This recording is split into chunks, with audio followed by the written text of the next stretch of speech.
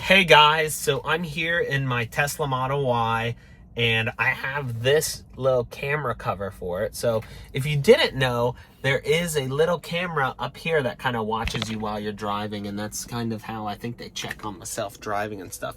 But here we go, I got this little camera slide, and when you open it, it tells you exactly how it works. I mean, it's very simple. It's just open and close, and how it works is it tells you, you peel it, you align it, and then it tells you exactly how to do it.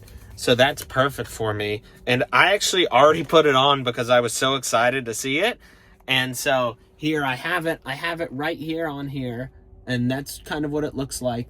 And so I'm able to push it over and cover it and then open it back up if I want. So it lets me cover the camera here, and I can close and open it.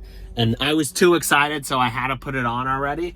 But this is for the Tesla Model Y, and it works great. So I'm happy I was able to get that and put it on here. So here it is, the camera cover slide. So I'd give that a thumbs up. It's perfect.